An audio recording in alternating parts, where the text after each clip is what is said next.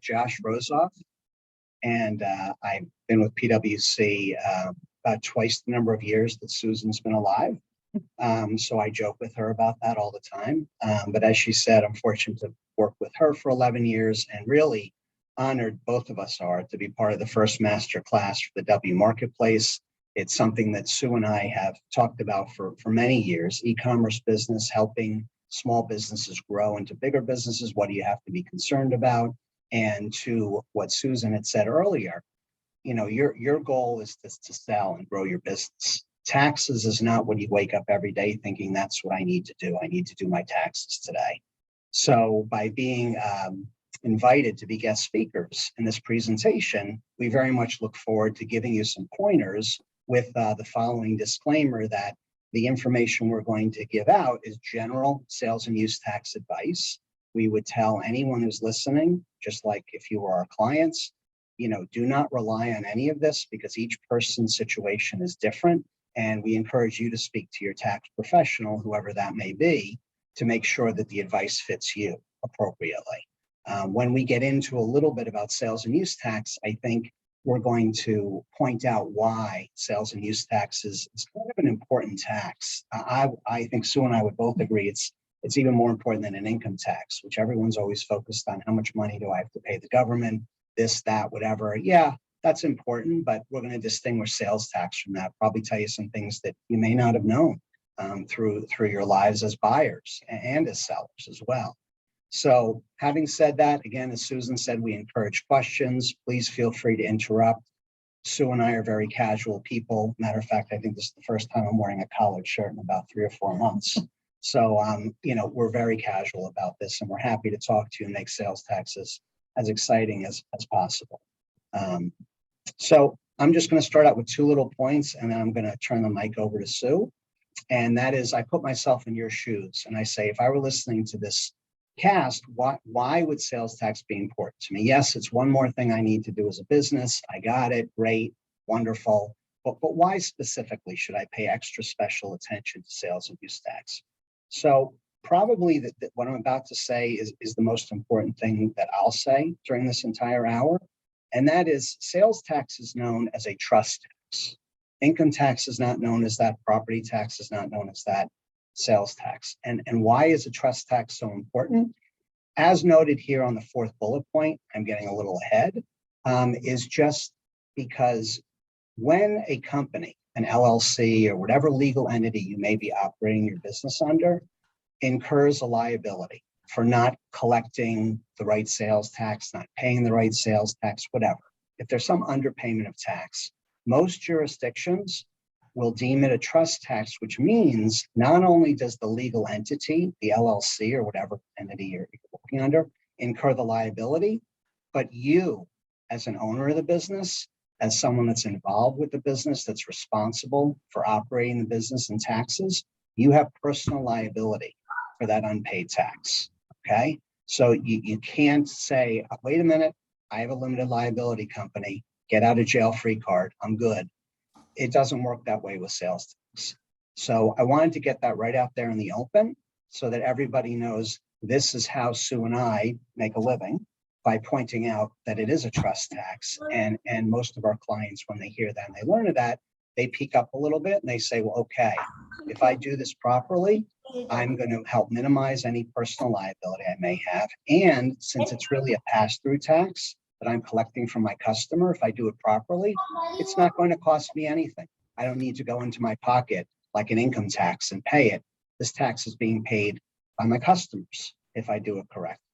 So now I've pretty much spoken more than I probably should have. And I'm going to turn it over to Sue so she can take the ball.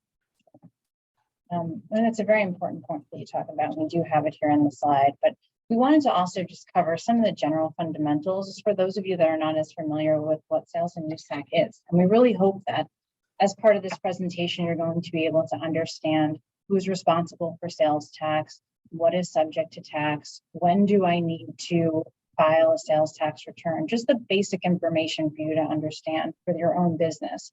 We understand that many of you are small businesses. I understand a lot of it is e-commerce and selling tangible personal property. That's much simpler, and we'll be walking through that. but as well as also services. And that's where things get a little more complicated. So as we look at some of these fundamentals, the general rules with sales and use tax have exceptions. And you'll see that a lot with services, how things are being used to determine whether or not it's subject to tax and where it's used also. You'll hear us talk a lot today that things are going to vary state by state. It can become very confusing that way, but it's good just to focus on where you're doing business. And we understand that some of this might seem overwhelming, so we hope that we can calm you a bit as we go through this today.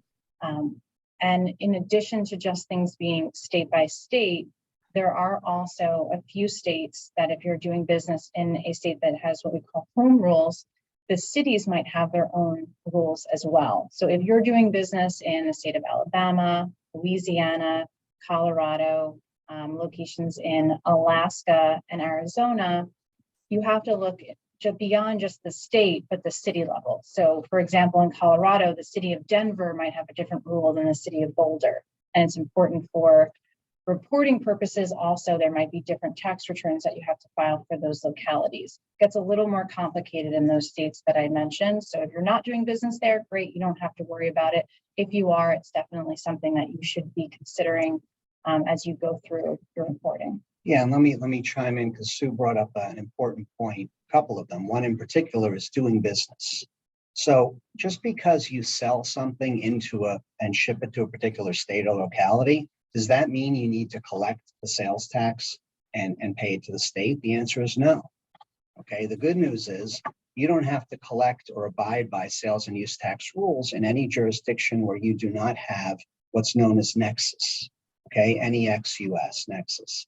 That is the critical factor, the starting point for most discussions that we have with clients when they talk about, have I been doing things properly? Do I have to collect tax? Where do I need to register and file returns? All of those questions come down to the very first issue, which is where does your company have Nexus? And we're going to get to that in a few slides ahead, but I just wanted to plant the seed and kind of take the term that Sue used, doing business, and put a little bit of color. Okay, so Sue, I see we have 2 in the chat, so we may have 2 questions. Can we get a copy of the slide deck when we're finished today? We have put together a slide deck that we can share after the presentation with some takeaways for you. You'll see through this presentation, there'll be some maps and different charts that we thought would be important for everyone to take away. We will be sharing that. And I guess doing business is defined as. Right, good, okay. Look at that, like telepathy was working. Tremendous. Lotto tonight. Great. Okay.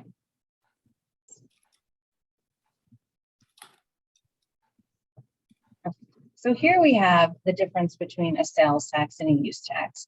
And I think most people are familiar with sales tax. When you go into a store and you were to buy this pen, you would get your receipt from the vendor, you would see the price of the pen, you'd see the sales tax, you paid that, the total cost at the time of the purchase, and then your vendor would take that tax that it collected from you and it would remit it on your behalf. That's something that I think everyone's familiar with. But where a lot of, especially consumers, are not familiar with is use tax, a transaction tax that is imposed on the privilege of ownership, consumption, possession, and use of the tangible personal property or the enumerated services.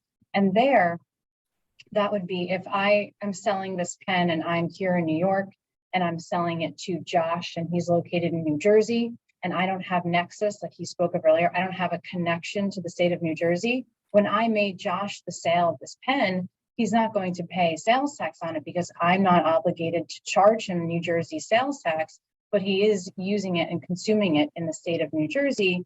And then the burden would shift from me, the vendor, to Josh, the consumer. And typically with a lot of consumers, it's not as material. I'm sure we've all made purchases online, less today, but in the past where you may not have paid sales tax, but it is a taxable item in your state where you're using it. But for businesses, you would have more material purchases where this could come into play. You might be buying furniture for your business from a vendor overseas and you haven't paid any sales tax, but it's an expensive piece of furniture that's more material and would require reporting it to the jurisdictions. Right. And two things. First, based on what Sue just said, I have to spend some time with her after this so she can teach me a few things. And secondly, going back to what I was saying a little bit earlier on responsibilities for the company. So, we roll the clocks back to the 90s, right, when we had the dot-com bubble. Okay? And since oftentimes consumers would go online, they price out things and they'd say, oh, wow, if I buy this from Mary, okay, Mary's not charging me sales tax, so I'm getting a lower price. I'm going to buy it from Mary. Okay, and that's that. So based on what Sue just explained to us, is Mary doing me a favor? No, she's not. Why? Because I still will have a responsibility to pay use tax directly to the state. So it's actually creating liability for me, where if Mary had charged me tax as the seller, I would not have that liability. And I would be thankful for that. Okay, so there's been a misconception of purchasing, and I was guilty of it before I learned about sales tax or use tax. And that is if the seller doesn't charge tax, I don't have to pay it. Well, that's not true. Okay, that's not in 99% of the cases, it's not true. State of California is a little bit special. We'll talk about them later if a specific question comes up on California and Arizona, actually, but most states operate the way that we just went through. Now, do people like me and you and everyone else who files income tax returns pay use tax? Because usually that's where the opportunity arises to report the use tax on your income tax return, your individual income tax return. The fact is most people do not do that, okay? Sue and I do that because we have to, and because they can make an example out of us, but nonetheless, we do it because that's profession. Right. But businesses would report that use tax on their tax return. And typically when you file a sales and use tax return, it's all going to be on one form. So you'd have your total amount of sales that you've made as a business, and then you'd have your total amount of purchases that would be subject to use tax that you would report. You have a question? Too, very good. So I want to just clarify just while we're at it, because I think that's a really important part. What you just said is really important, Sue, in terms of when I purchase as a business, I'm going to pay sales tax or report that use tax on my business purchases. Right. But if I'm a consumer, it's unlikely if I bought something for $50 that I'm going to say, oh my gosh, I wasn't charged sales tax, but I better report it and pay the tax to whatever state for that $50 purchase. Is that correct? That's correct, because Okay. the likelihood of an individual getting audited for it is much less than a business has a higher likelihood of getting selected by audit, and then they would be reviewing all of your purchases. Okay. I So just think that that's a really important part for our businesses that are new businesses starting, is to make that distinction. Yep, and I agree with what Sue said. The chances of a business being audited for sales tax is much higher than an individual. For sure. It doesn't change the fact that the individual has a liability. That individual just decides what that person wants to do about that exposure. And I see the other question is about California. So I'm happy to opine on that a little bit. So California is different in many ways. One, always have great weather, right? A lot of coastline too. But when it comes to sales and use tax, it's known as a seller state, okay, which is the minority of states in the country. There are, as we'll see in a future slide, there are 46 jurisdictions, state level jurisdictions, including DC, that impose a state level sales tax. So out of 46, California is one of the minority, maybe 2 or 3, if memory serves me correctly, where if a business is what most states would say registered for sales tax, they have a sales tax account and they file returns. California calls it permitized, okay? So if you are permitized in California, you have a location in California and you sell to someone in California, you as the seller have the responsibility to collect and remit the sales tax, the proper amount, but the buyer does not have a responsibility to pay use tax, okay? That's an exception to the rule where in California, it will remain with the seller if they're permitized and they're selling, they have a location in California and they're selling taxable goods, they're required to collect the tax. The buyer can say, hey, the seller didn't charge me tax. The seller has the responsibility. They're the ones with the liability. I don't have that. Okay, so if we take a nationwide retailer like Staples, office supplies, okay? If you buy something from Staples and they don't charge you California sales tax, you don't owe California use tax on that. Okay, again, the exception to the rule. For purposes of this masterclass, since we're really talking about the seller side of things, it's good to know that, but you know, at the same token, it's not really going to change your responsibilities. Okay, good.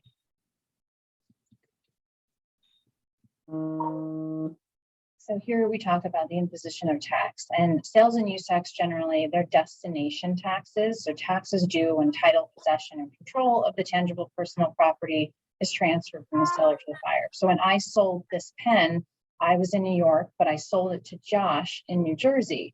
If I have that connection to New Jersey and I have Nexus and that responsibility in New Jersey, I would be charging Josh New Jersey tax on that pen. I might be in New York, but he's going to be receiving the pen in the state of New Jersey. And that is how what you will see with sales tax, especially with the sale of TPP, services can get a little more complicated with sourcing, but generally speaking, it is a destination tax. And yes, and most companies, most sellers, the shipping terms are FOB destination, okay, as opposed to FOB origin. So I would expect most people on this call, when you're selling your goods, again, tangible personal property, you would use UPS, FedEx, the post office, whatever it may be, and the shipping terms are usually FOB destination. So why is that important? To Sue's point, the tax is due when title, possession, or control of the tangible personal property is transferred from the seller to the buyer. So if we have FOB destination, that means that title, possession, and control transfer at the ship to location, at the destination. Okay, so Sue's in New York, I live in New Jersey, she ships me something to New Jersey, she's registered for tax in New Jersey, therefore she's permitted to charge me tax, which she has to, if she has Nexus. I would be gaining title, possession, and control in New Jersey of that pen, and then Sue would charge me tax. Or maybe since we've been working together for 11 years, she would pay the tax herself. I don't know, we'd have to say. You think about Maybe it. on a pen, Okay. could handle it. On a pen, okay, fair enough, fair enough. Okay. And we also have that it's an even playing field between sales and use tax, so that the tax rates for a sales tax is going to be the same as the use tax in a state. There's not one that's higher than another to be more advantageous. Okay, now we talk about the rising importance of sales and use tax. So being in this industry for a while, we are used to usually being in the back seat. Income tax is always what people are focused on, and indirect tax can sometimes be an afterthought. Not to our retail clients, then we are usually in the forefront, but there definitely over the last few years with some changes that have happened and just the way that businesses have changed, switching more electronically, e-commerce has become so popular. There is more of importance around indirect taxes. And as we all know, especially now, given COVID, there are a lot of budget deficits within the states. And as a way to increase revenue for a state, the expansion of the tax base. And what we have a question. Sure. Does an internet seller need to have Nexus in each state of the US? Well, need is an interesting verb. I would say most people avoid Nexus, okay, kind of like COVID, okay, it's something that's sought to be avoided. You don't need to have it. You need to have it in order for that state to claim your business has a liability, okay? If a state comes after you and says, hey, Sue, you owe, New Jersey comes after you and says, hey, you owe us tax on all these sales of pens you made to New Jersey. Sue can say, wait a minute, I don't have Nexus with New Jersey.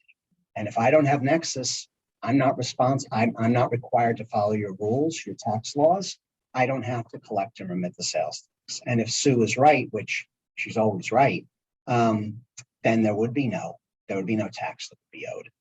And the state can go pound salt. But if Sue had Nexus in New Jersey, okay, and the state came to her and said, hey, you owe us money, and she has Nexus, yes, the state would seek the tax money from Susan, as well as interest and possible penalties. Okay.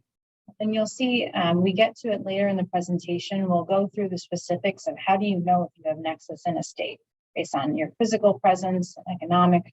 We'll go through all of that. So that should hopefully clarify that a little bit more for you later on as well.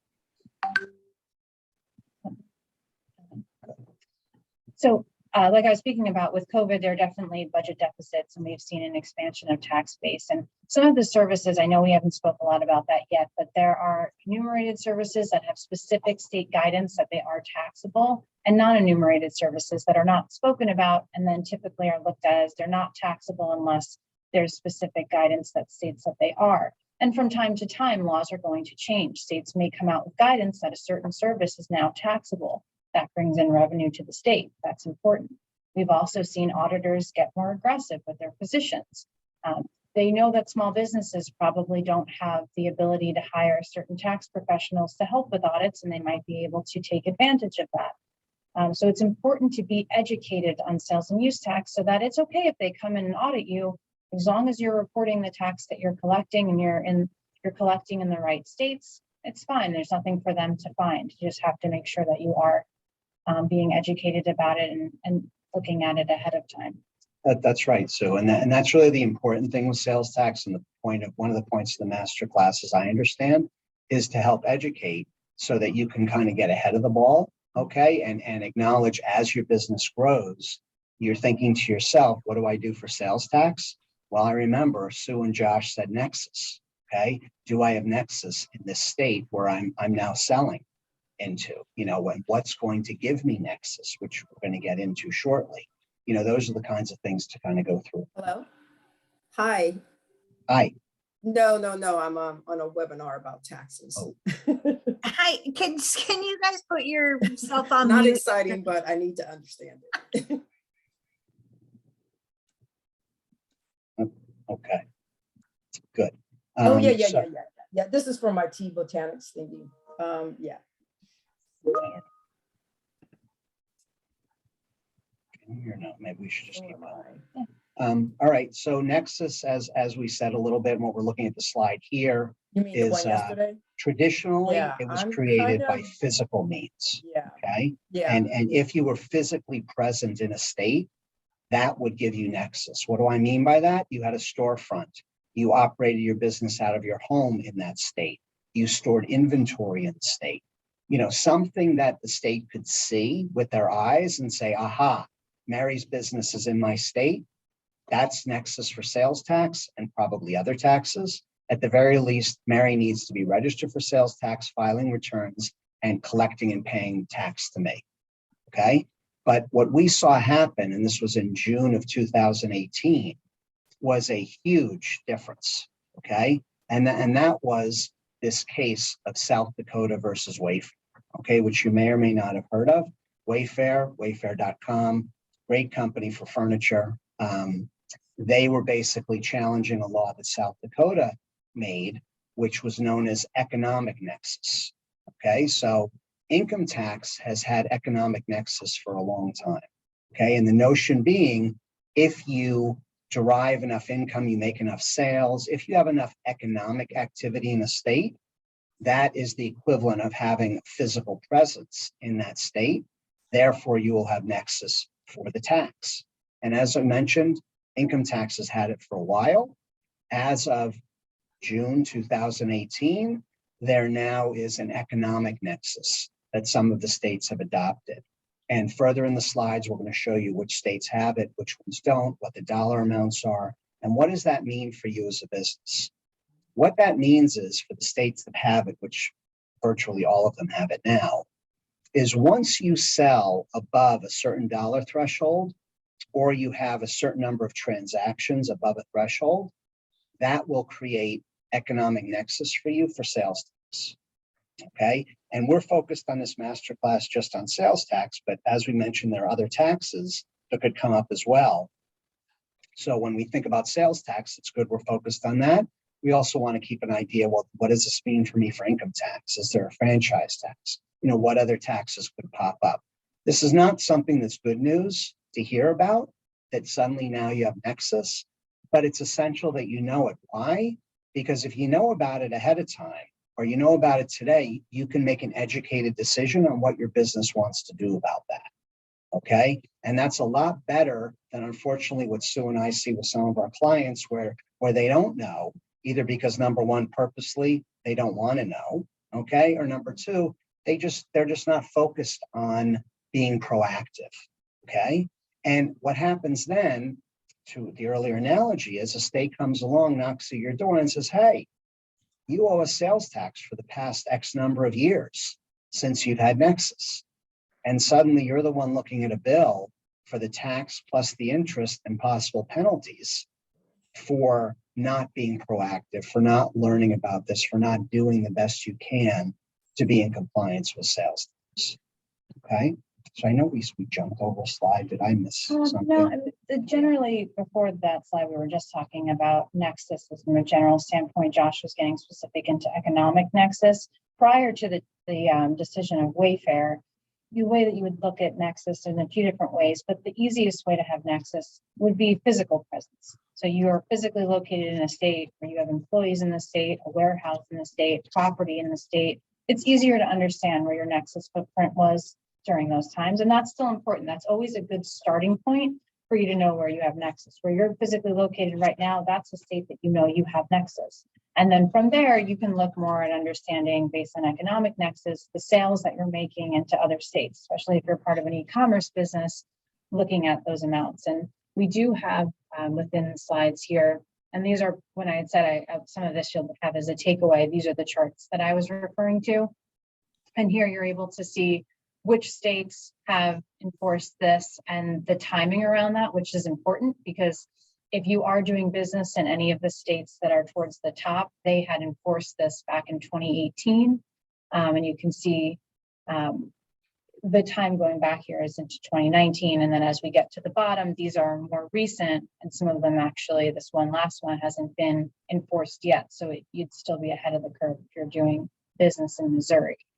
And when we talk about these thresholds, I know this is a small, probably on your screen, but when you see it later on when we share this, you can see here that it can be either based on a dollar threshold, 100,000 being the average, some states are different, or a number of transactions, which for some of you, that might be what you hit first. You might have more than 200 transactions in that state now giving you Nexus, even though you haven't made $100,000 of sales. You might hit it at the transaction level. Right, exactly. And let's just pop back a second to slide 11. Okay, the general. Yeah. Okay, just want to add 1 or 2 points here, make sure people saw this. So the first bullet point is what we've been talking about, that a company will be liable for tax in each state where sufficient Nexus has been established. When you're liable for tax, what does that mean? It means that you're required to register, to create a sales tax account, to charge sales tax on taxable sales, and to remit that tax to the state by the due date of the return. Okay. Now, another important rule in sales tax is you are not permitted to collect sales tax in any state where you are not already registered to do so. Okay. So you can't just add sales tax onto an invoice and say, okay, I charge tax. First, you have to be registered with the state. That's required so the state knows that you are collecting on their behalf. You have to be authorized by the state to collect on their behalf. You're actually acting as an agent of the state. When you collect sales tax, you're collecting on behalf of the state. That's why it's known as an indirect tax. A direct tax would be income tax that's imposed on the business. An indirect tax is imposed on someone generally other than you. Okay. So a company operating in multiple states must address whether it has Nexus in more than one state. So something that you'll hear in the industry in the sales tax world is known as a Nexus study or Nexus analysis, where we have clients that will say, Sue, I've been operating an e-commerce business for 2 years. You know, it's growing. I'm really happy. I really don't know if I'm collecting tax where I need to. Maybe there's some states I'm missing. Maybe there's some states I'm collecting where I have to. Can you help me? Okay. And that's where Sue and or me will perform a Nexus analysis where we look at the business, we look at how it operates, where it has a physical presence, what its sales are per jurisdiction, the number of transactions, and come back to our client and saying, you know, here's a list of states where you have Nexus. Are you registered and filing? If so, as of when? Because as soon as Nexus is created, that's when a business is responsible to comply with the laws. That's when you're expected to begin collecting and remitting sales tax on any taxable sales. That's a point in time. It's a big shift. It's monumental point in time for sales tax purposes. Okay. And the last bullet point just talks about the activity creating Nexus will vary with the type of tax, income tax, sales tax. There are different levels of Nexus. We're focused today on sales tax, as you know. Okay. We talked about these thresholds, which you should be familiar with. And then this slide, I like this slide, and this could be something that after this presentation for when you're looking at your business might be a good roadmap for you. And what this is saying is now with all of the new rules with Nexus, you hear all of this and it can be overwhelming. And it's like, well, what do I do now? How do I figure out what I need to do? And this kind of puts things together. And the first step is what Josh went through, and that's understand your Nexus footprint. So this is kind of if either you hire a tax professional or you do it yourself and you perform your own Nexus study. You look at where you have physical Nexus, you look at where you have economic Nexus. And then the next step is you decide, is my service subject to tax? If you're selling tangible personal property, you know that you are selling a tangible product that's taxable, and you would move forward with the registration if you've determined you have Nexus. On the service side, it's a little bit trickier because you need to determine, you know that you have Nexus in 10 states, but now you need to look at the rules in each of those 10 states to determine, is the service I'm providing taxable in that state? Because it could be taxable in New York, but it might not be taxable in California. Every state is different when it comes to the tax rules. They could have the same ruling on it, but it's something that you need to look into and stay refreshed on as these things That's change. probably one of the hardest things and ongoing issues that Sue and I deal with is whether what our customer clients are selling, is that taxable in the jurisdiction? Is it a new type of product? Is it a state that changed its rules? That's probably the hardest thing to do. The Nexus study, you get a knack of pretty quickly, but the taxability is a little bit rough. And what happens if it turns out you determine, you come to the conclusion, hey, I had Nexus in New York 10 months ago. What do I do now? I didn't register 10 months ago. I didn't collect tax for the past 10 months. What do I do? Okay, so there are options, right? And we're running good on time. So I'll go into two of them with you. So some of our clients will say, well, Sue, I had Nexus at the beginning of 2021. I didn't know, whatever. I didn't know. I wasn't fortunate enough to be part of the TheWMarketplace masterclass, and I didn't learn about it. Okay. So what do I do now? And here's where the problem comes up. We know you have Nexus. We know you need to collect. Okay. So when you register for a sales tax account, there is a question on that registration application that will say, when did the company begin doing business in the state? Now, that's a little bit of a loaded question because it's really asking, when did the company establish Nexus with the state? We said it was the beginning of 2021. Well, if you put down the beginning of 2021, you file the application, the state's going to say, well, I'm so happy that you registered with us. Now you need to file all the back returns from 2021 until today. You're going to pay us tax, you're going to pay us interest, and we're going to try to get penalties. Okay? What's our advice to our clients? Because they will say to us, Sue, Josh, what happens if I just put down tomorrow's date? I'll just put down tomorrow. I won't put down the beginning of 2020. That way I won't owe any of these back returns. I won't owe any of the big taxes, back taxes. I didn't know any better. No harm, no foul. So we're consistent in this. The answer is PwC cannot recommend that you do that. We will not recommend you do that. Why? Because it's not the truth. And you are filing an application with the state. You're signing off on that application that it's true, and there's something in there that's not true. Okay, so we tell clients that is not an acceptable option. Clients are free to do what they want. We give them advice, they take that advice, and they decide what they want to do about it. But our advice to you is, do not do something like that. Okay. The second option, first one's really not an option, so it's not permitted. But the second choice can be to just file the back returns, pay the interest, make a request that penalties abated, and you probably have a 50-50 chance of getting the penalties waived. Is it a learning lesson? Yes. Keeping in mind a personal liability, it's nice to know you've taken care of that personal liability and it no longer exists.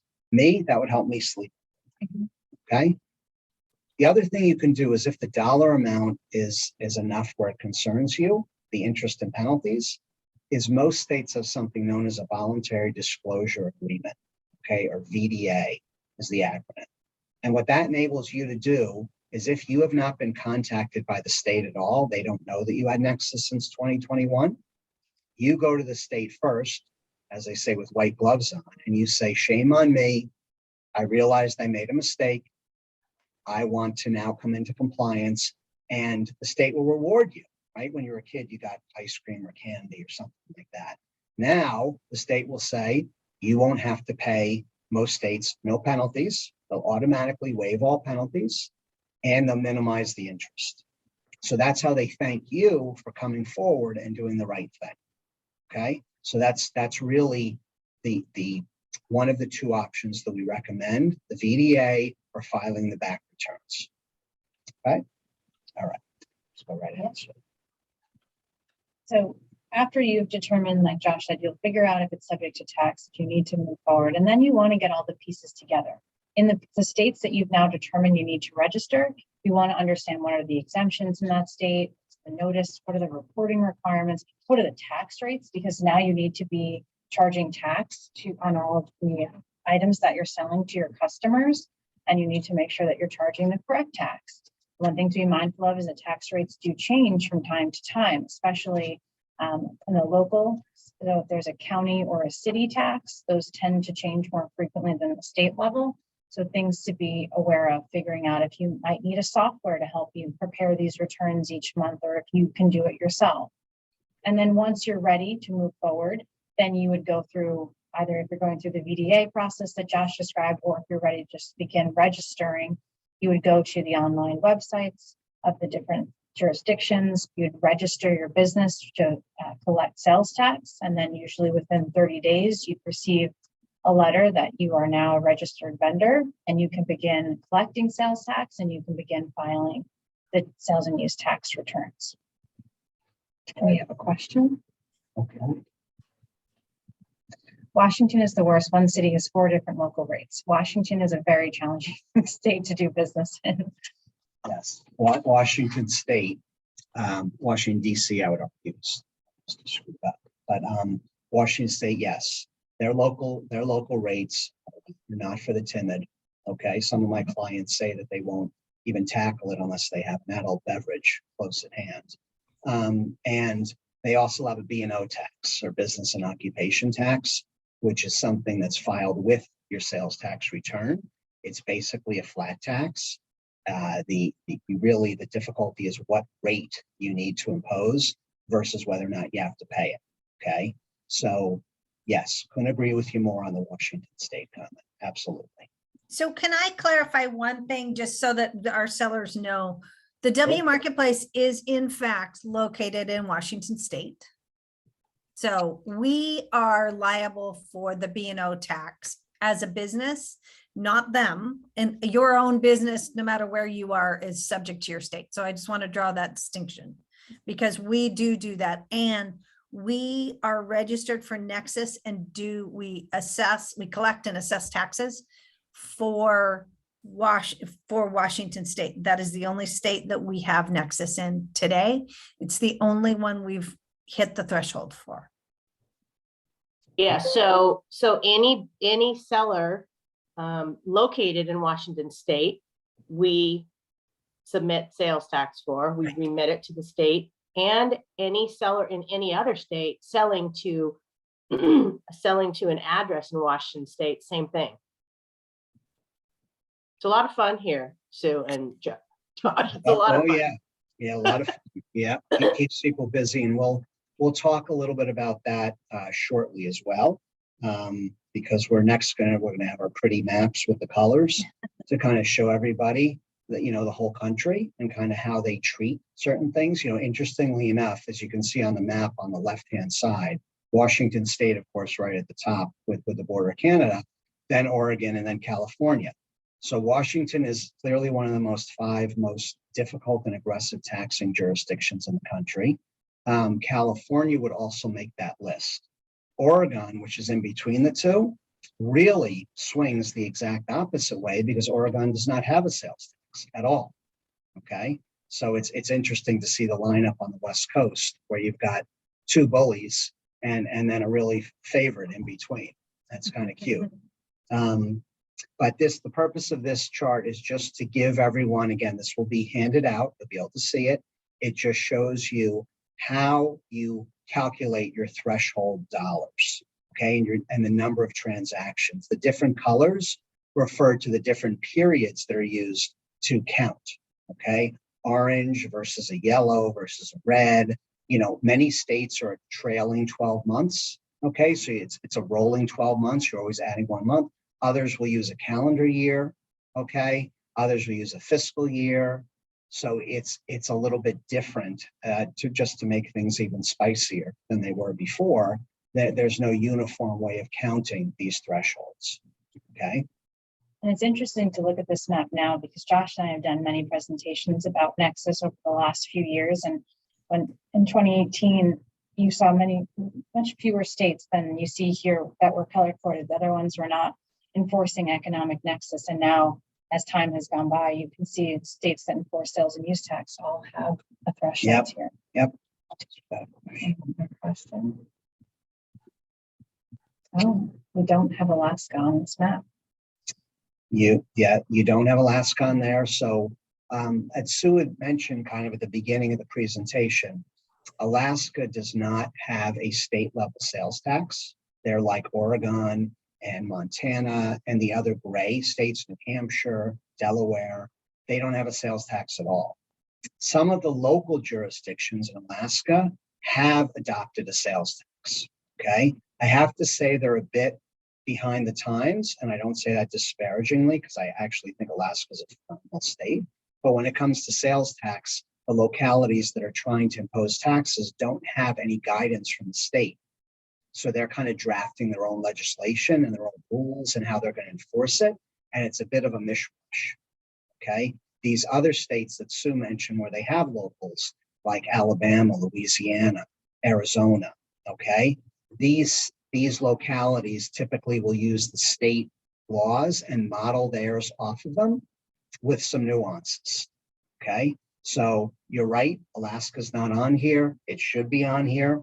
Shame on Amy. We are going to crucify her. But just to know, there's no state tax in Alaska.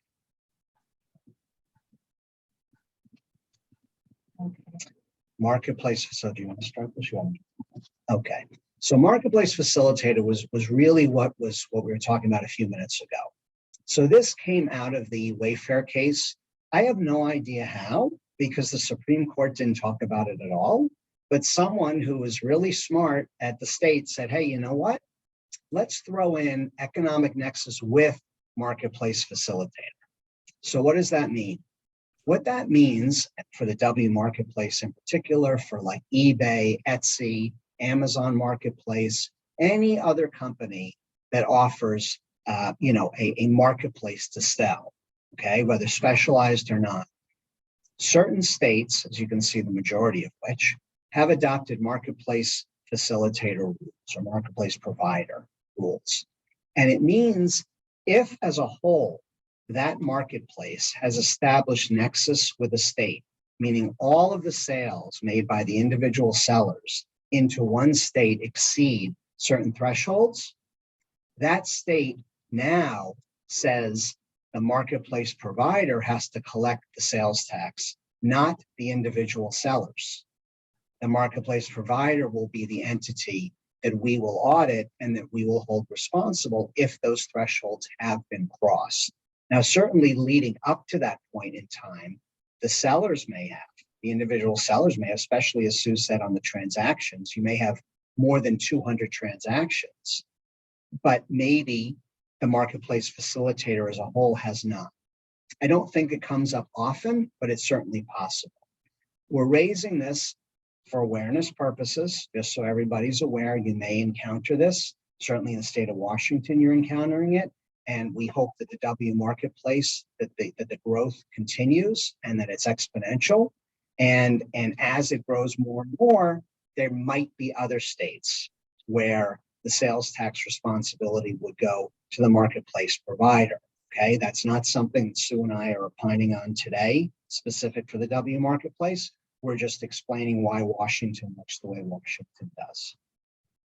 Okay. And it's also, when you are filing your tax returns, it does vary by state, and it's important to read the instructions for the returns about how to report any sales if a marketplace facilitator is the one that's filing it on the return and remitting the tax. In some states, they don't want you to include it on the return at all. In others, there's a special line item for it. So it's important to read the instructions on that when you are filing your returns. Since it's very new in some states, as we can see the enactment dates here, enforcement dates, excuse me, some states haven't actually figured it out on the returns yet, while others have a better process around it. Right. It's just important that when you're making a sale as an individual seller, either if you have Nexus with the jurisdiction, you have a collection responsibility. If the marketplace provider also has Nexus as a marketplace provider and they're going to be collecting the tax, just make sure that you have that documented. That's all. Okay, so you can see these dates will be passed out as well in our distribution deck. So you'll be able to see the states, the dates when it began, and what's involved really. Yeah. Okay. So this next section, reporting, this is definitely Sue's wheelhouse, and this is probably one of the most important sections we're going to talk about, because this is where the rubber meets the road. Okay, this is where you've established you have Nexus with the state, you've established what you sell there is taxable, and now you're going to have to begin collecting and reporting the tax to the state, and kind of some of the considerations we do that. Right. So we spoke earlier about the registration process and how you should not be collecting tax until you have registered and received a letter from the state that you are a vendor in their state doing business and you can now file returns. And as part of that registration process, you would be completing a form that will tell the state the amount of sales and the amount of tax that you're anticipating on an annual basis into their state based on the previous period. And by doing that, the state is going to then determine what your filing frequency is. Because depending on the state, you may file monthly, quarterly, or annually, or sometimes in rare occasions might be a semi-annually or occasional. And that's determined by your registration, and it's typically determined by the number of sales that you're making into a state. So once you register, the state will then tell you what your filing frequency will be for the current state. But it is important to note that if your business changes, if you begin doing your sales, if you were slotted to be a quarterly filer, but then the sales volume increases in that state, the state will be the one to notify you that they are now changing your frequency to monthly. It is very rare that you can tell a state, I want to be switched to this frequency, and they'll change you. They make that determination. They're typically looking at this every 6 months to 12 months and reevaluating the frequency. And it's very important for you to be aware of this. A lot of times, and many of us are working from home, and you might be receiving a letter in the mail that says, we have now changed your filing frequency from quarterly to monthly. Starting next month, you need to start reporting on a monthly basis. And sometimes it's in the online portal. So if you are registered and filing electronically, it's very important when you get those notifications and goes into an inbox within the online portal to be checking those frequently, because that might be telling you that your filing frequency has changed. And what you don't want to happen is that you're expecting to file quarterly, and now you've missed a filing because they switched to monthly and you never were aware of it. We have one question. I was an outdoor holiday vendor event, and all the vendors suggested I use Venmo because I would not have to pay taxes. Can you explain the why behind this, if there's a why?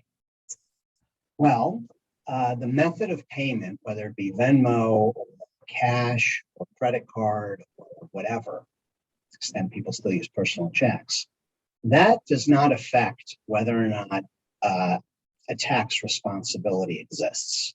Okay, so it's there. If we roll back the clock, it was more prevalent, I'd say few decades ago, people would pay cash for things, because if you paid cash, there was very little record of it, and some sellers would say, pay me cash, I won't charge you tax, or pay me cash, I'll give you a discount. Things like that were done, okay?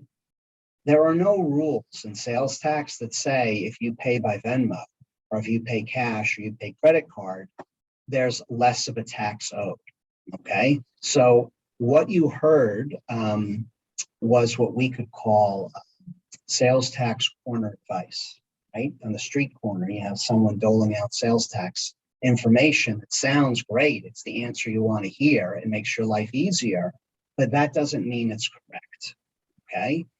If that person were to put that in writing, that if you pay by Venmo, you don't have to collect sales tax, I would venture to say any state Department of Revenue that saw that would be very interested in whoever told out that advice and would want to meet that person, okay? So there are no shortcuts. There really aren't. And as we said at the beginning, because I know we're almost wrapped up here, if sales tax is done properly, you minimize the chance of a personal liability or a liability for the company. And you also minimize anything coming out of your pocket, because again, tax is coming from your customer.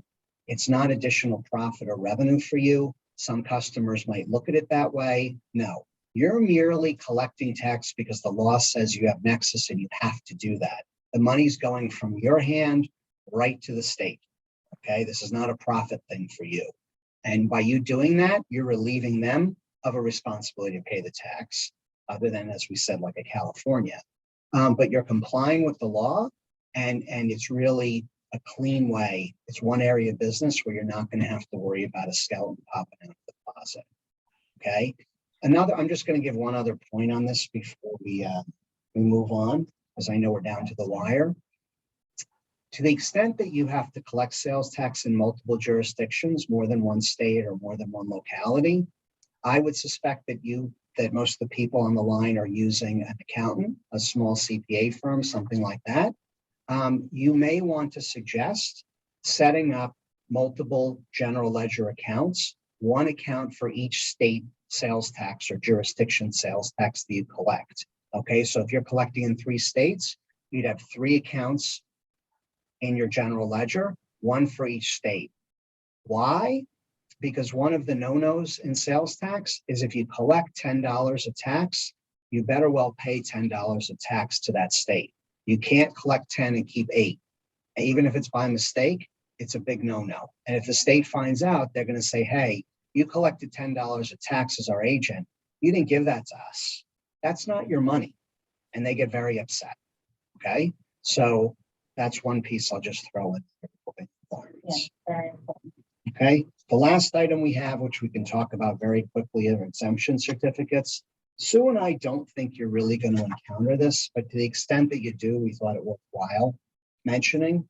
If you sell to a customer, and let's say that customer is a sales tax exempt customer, which may be the American Red Cross, it may be a religious organization, it may be the UN, it could be a bunch of different reasons. It could even be a store that says, hey, sell me 10 of what you have, and I'm going to sell them in my store. I love what you have. Let me get 10 of these and see if I can sell.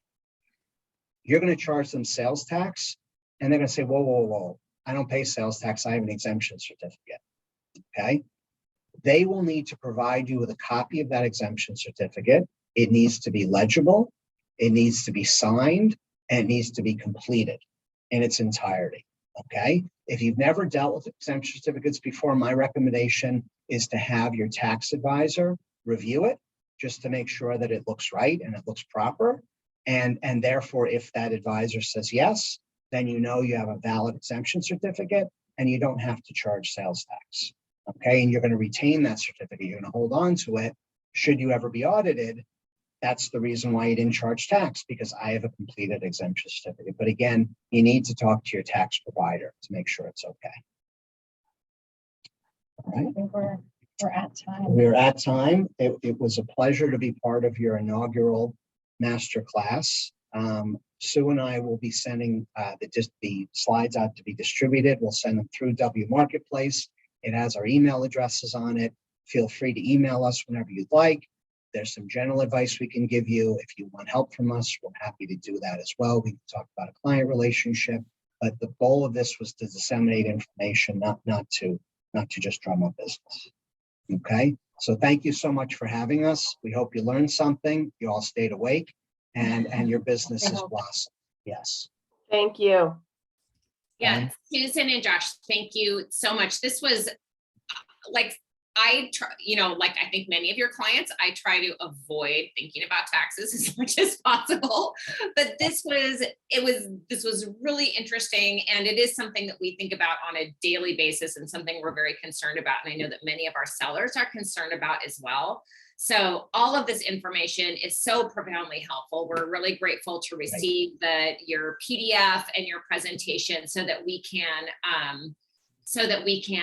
provide this to our community as well. And your knowledge and your expertise is just so hugely appreciated. And thank you so much for being with us here today. If anybody, I know we are at time, so maybe what we can do, if anybody has any follow-up questions, we would be happy to communicate those to you offline. And again, we so appreciate you being here. Thank you so much, and round of applause. Having us. Yes, thank you for having us. It was a pleasure to be part of this. You bet. You bet. We hope to do more with you in the future. As do we. Thank Great. you. Thank Take you care. so much. Have a great Bye-bye. rest of your day. You too. Bye.